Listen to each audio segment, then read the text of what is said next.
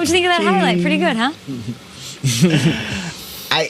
I can't think of a cheese-related pun to say the highlight was good. That's fine. It was Yeah. It was really These good. three come up with enough I will say for all of us. Yeah, I would say this. One thing I did not see coming was Munster.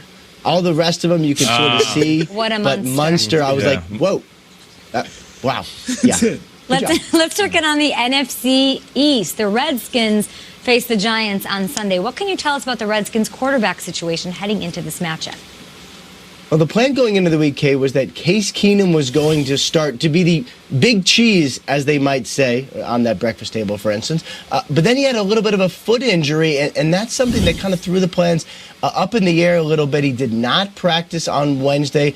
The biggest practice of the week was Thursday for the Redskins, because that's when they were going to go full go and really see if Case Keenum was able to be out there. He was. This foot injury described to be as minor, so they do expect Case Keenum to come in and to be the starter. And then, of course, Dwayne Haskins is going to stay on as the backup. The only thing that has maybe changed a little bit for the Redskins is that Colt McCoy, a Jay Gruden favorite, is now finally at full health. You do have to wonder what happens if Case Keenum struggles again. Do they go to Haskins, or do they say, you know what, we're just going to go with an old standby, Colt McCoy, because finally he is healthy for them?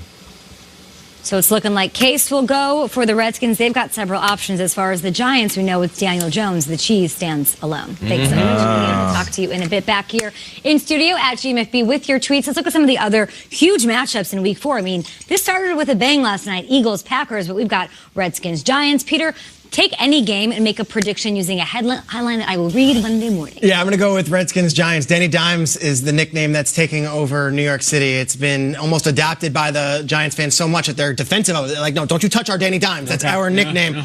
But I grew up in a New Jersey, New York area where Don Mattingly was the guy, okay?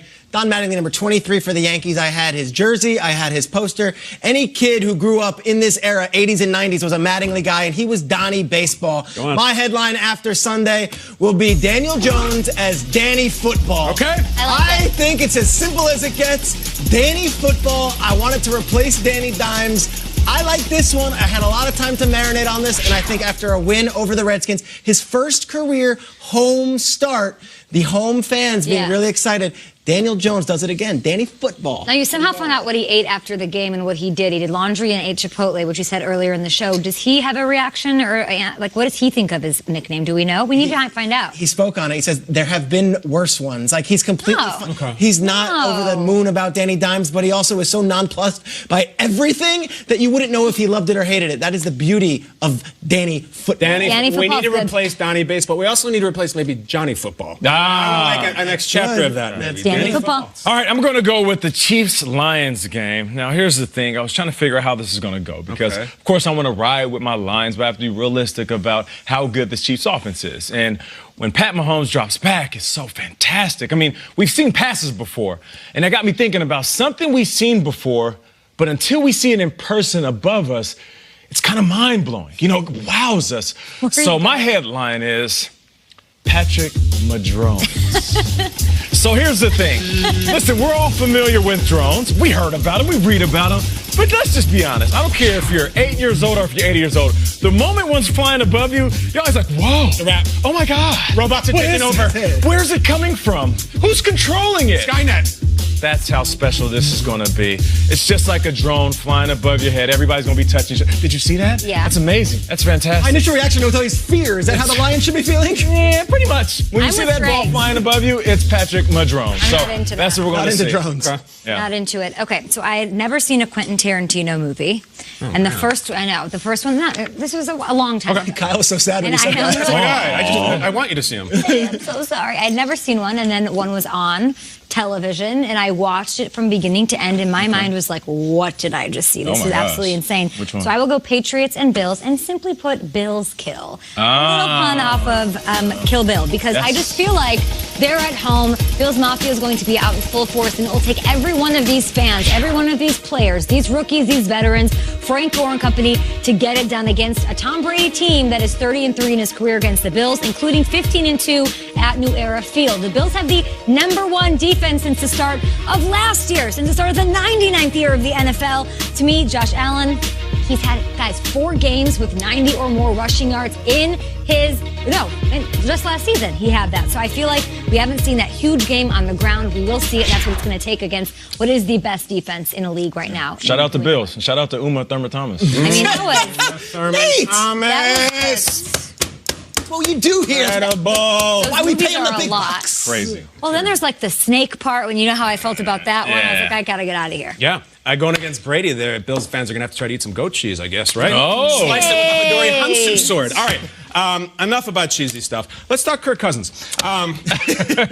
Bears-Vikings this weekend. I love this game because it is quite simply the way that the Vikings were built, run the hell out of it and the quarterback maybe protect them, versus the Bears defense, which is stop the run and knock everybody around. Roquan, Trevathan, 58 and 59 versus Dalvin Cook in this.